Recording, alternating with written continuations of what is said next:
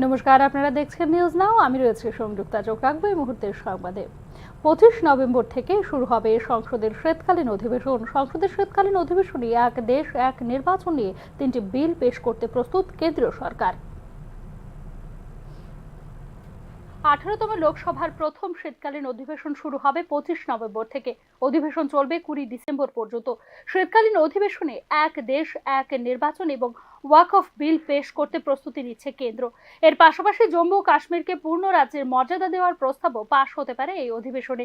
এক দেশ এক নির্বাচন প্রস্তাবে কেন্দ্রীয় মন্ত্রিসভার অনুমোদনের পরে আসন্ন শীতকালীন অধিবেশনে এই সংক্রান্ত 3টি বিল সংসদে পেশ করতে প্রস্তুতি নিচ্ছে কেন্দ্রীয় সরকার।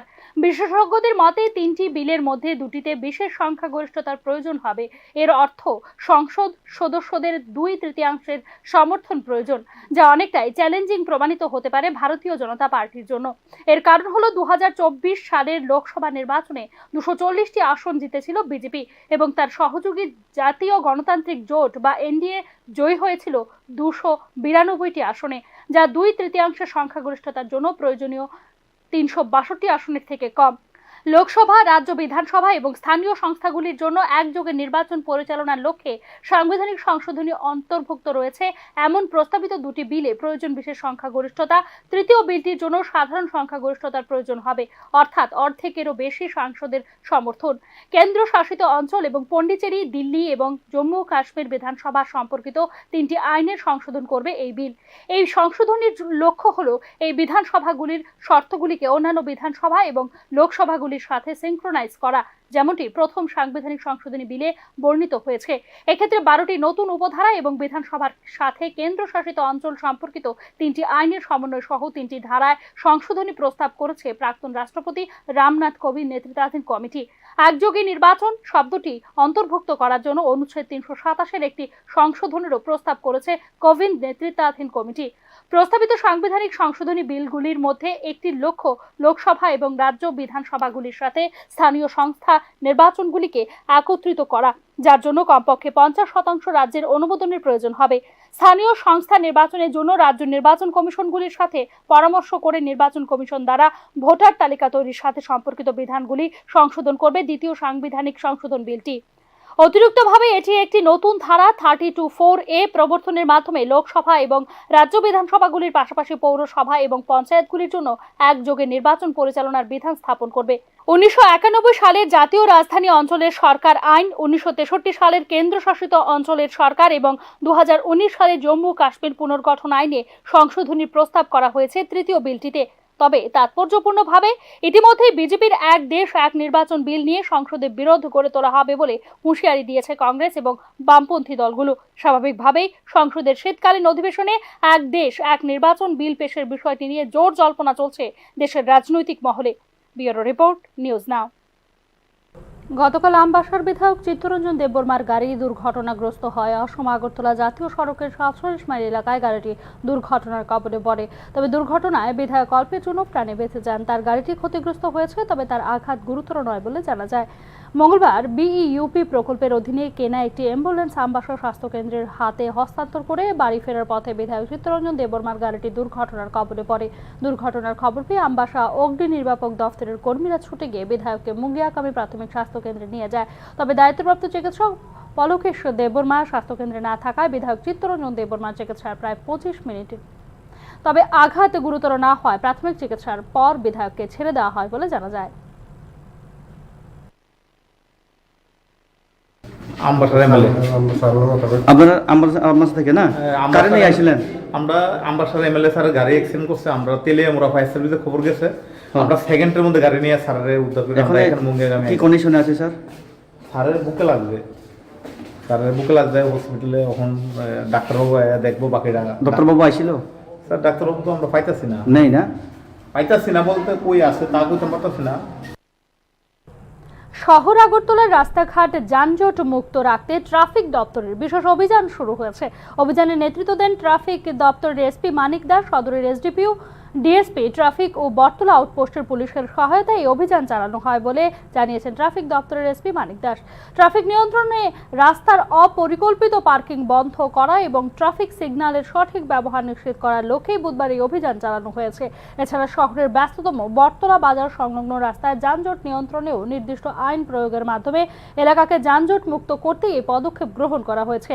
বটতলা বাজার সংলগ্ন এলাকায় রাস্তার দুপাশে অপরিকল্পিত পার্কিং ব্যবস্থা ও বেআইনি দোকান সরিয়ে এলাকাটি যানজট মুক্ত করা হবে বলে জানিয়েছেন ট্রাফিক দপ্তরের এসপি। এছাড়া শহরকে যানজট মুক্ত করতে এই ধরনের অভিযান আগামী দিনেও চালু থাকবে বলে জানিয়েছেন তিনি। আজকে আমরা বিশেষ করে বটতলা এরিয়াতে আমার সঙ্গে এইচডিপিউ সদর আছেন, আমাদের ডিএসপি ট্রাফিক ওনারা আছেন, বটতলা আউটপোস্ট এবং ট্রাফিকের যারা এখানে কাজ করছে তাদেরকে নিয়ে আমরা এখানে দেখলাম, এরিয়াটাকে ভিজিট করলাম। এখানে দেখছি আমরা যে এখানে যে অ্যাভারেজ স্পিড ভেহিকেলের সেটা নর্মাল থেকে একটু নিচে আছে। এদিকে মর্মান্তিক এক পথ দুর্ঘটনায় মৃত্যু হলো 4.5 বছরের এক শিশুটির নাম দীপ্ত বিশ্বাস। ঘটনা দক্ষিণ ত্রিপুরার বিলোনিয়া ঝড়ছড়ি এলাকায়। মর্মান্তিক এই মৃত্যুর ঘটনায় এলাকা জুড়ে শোকের ছায়া বিরাজ করছে। ঘটনার তদন্তে পুলিশ। জানা যায় বুধবার সকালে মায়ের সাথে স্কুল থেকে বাড়ি ফেরার পথে একটি মারুতি ভ্যানের ধাক্কায় মৃত্যু হয় 4.5 বছরের ফুটফুটে এই শিশুটির। সঙ্গে সঙ্গে তাকে বিলোনিয়া মহকুমা হাসপাতালে নিয়ে যাওয়া হলে কর্তব্যরত চিকিৎসক তাকে মৃত বলে ঘোষণা করে। দুর্ঘটনা সংঘটিত হওয়ার পর বিলোনিয়া থানার পুলিশ ঘটনাস্থলে পৌঁছায়। দুর্ঘটনার ব্যাপারে বিলোনিয়া থানার পুলিশ আধিকারিকের কাছে জানতে চাইলে তিনি বলেন, শিশু মৃত্যুর ঘটনার তদন্ত সাপেক্ষে নির্দিষ্ট ধারায় মামলা নিয়ে মারুতি গাড়ির ড্রাইভারের বিরুদ্ধে আইনত ব্যবস্থা গ্রহণ করা হবে। বিলোনিয়া থানাতে একটা খবর আসে যে ওই ঝরঝরি এখানে একটা বাচ্চা 4.5 বছরের বাচ্চা আরটিএর পরে মারা গেছে। আসলে ঘটনা আমরা যতটুকু পেলাম আর কি, এই বাচ্চাটা 4.5 বছরের এই বিলোনিয়া ইংলিশ মিডিয়াম স্কুলে পড়ে, নাম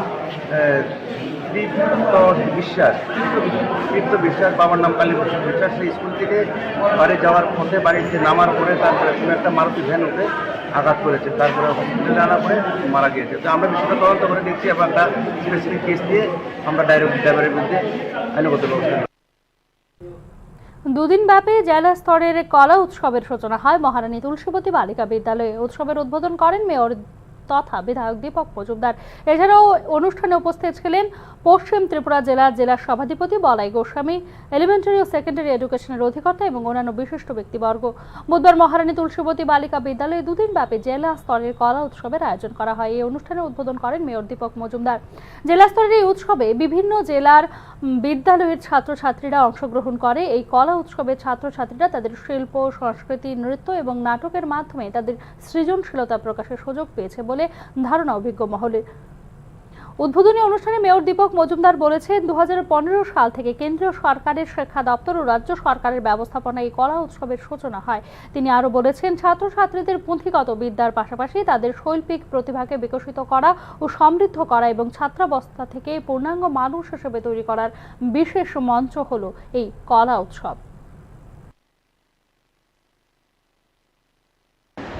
বিভিন্ন ইভেন্ট আছে, বিভিন্ন বিষয় সামনে রেখে একটা স্টুডেন্টকে তৈরি করা, সার্ভিস করা, এটা district level, state level, national লেভেলে হয়। 2022 সালে টেট উত্তীর্ণদের নিয়োগ এবং সময় মতো টেট পরীক্ষা নেবার দাবিতে টিআরবিটি চেয়ারম্যানের কাছে ডেপুটেশন প্রদান করল বামপন্থী ছাত্র সংগঠন এসএফআই টিএসইউ। বুধবার টিআরবিটি চেয়ারম্যানের কাছে ডেপুটেশন প্রদান করে সংগঠনগুলির 6 সদস্যের প্রতিনিধি দল। গত 2 বছর ধরে রাজ্যে কোনো ধরনের টেট পরীক্ষা না হবার বিষয়টি নিয়েও রাজ্য সরকারের তীব্র সমালোচনা করে এই দুটি ছাত্র সংগঠন।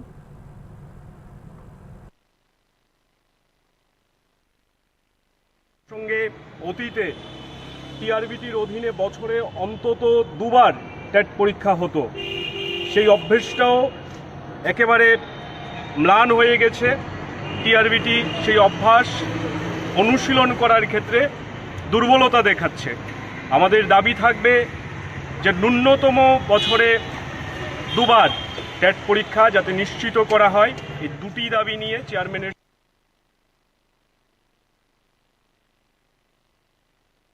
শেষ করছি। অন্যান্য আপডেটস পেতে চোখ রাখুন নিউজ নাও এর পর্দায়।